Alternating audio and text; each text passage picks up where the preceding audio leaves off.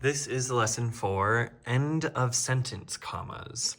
Now, occasionally, this rule really isn't used all that often, but it does occasionally happen.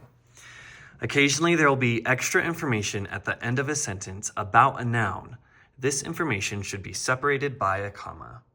Now, this extra information isn't going to be an independent clause. It's just going to be more information that's attached to the end of an independent clause. So let's look at some examples.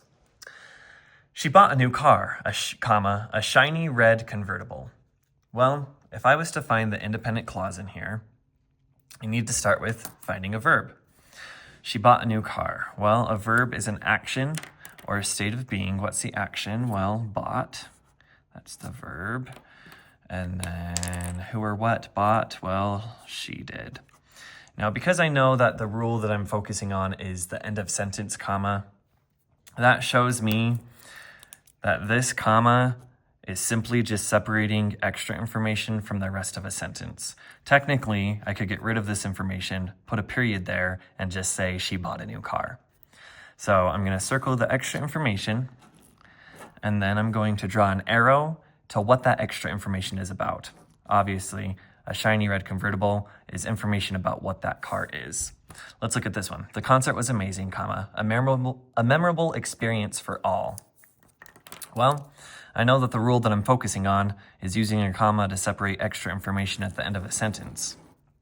So this is extra information, which means that this should be a sentence by itself. The concert was amazing, period. Yeah, that works. Let me double check. Was is a verb because it's one of those being verbs. Is, am, are, was, were, be, being, and been. Was and was, that's a verb. Now what was amazing? Well, it was the concert. Subject. So this extra information, a memorable experience for all, who or what was a memorable experience? Well, it was the concert. So this extra information is just about the concert, which is about a noun. A noun is a person, place, or thing. Concert is a thing. He has a dog, comma, a loyal golden retriever. Well, there's a comma. This is the extra information.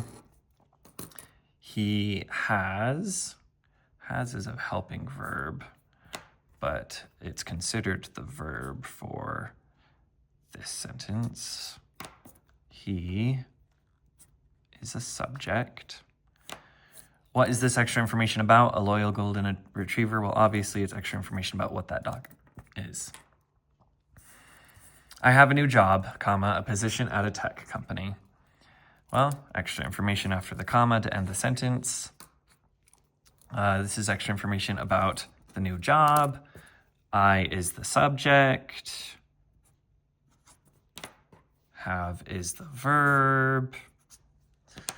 Now we'll look at examples that don't have the commas yet. My job is to put the commas in the correct places. Because this is end of sentence commas, I know that it's probably going to be near the end of the sentence that before extra information is provided. The book was interesting, full of fascinating facts. Now, where can I put a comma that would make the beginning of the sentence make self by itself? The book was interesting, full of fascinating facts. If I put a comma after full and said, the book was interesting, full, period. No, that doesn't work. What if I put one before full? The book was interesting, comma, full of fascinating facts. Or if I got rid of the extra information and just said, the book was interesting, period. That works. To double check, I want to make sure that this first part is a complete sentence or an independent clause, which means it will have a subject and a verb. The verb is either an action or a state of being. I see that was is a state of being verb, so was is a verb. Who or what was? Well, it's the book. They moved into a new house, a spacious one in the suburbs. Where could I put a comma that separates extra information at the end from the main sentence at the beginning? They moved, comma, into a new house. I feel like that's getting rid of too much information. They moved into a new house, comma, a spacious one in the suburbs. Maybe. So they moved into a new house, period. Yeah, that sounds like it works. So they moved would be the verb, and they would be the subject. Sweet. She bought a new phone, she bought a new phone, the latest model from Apple.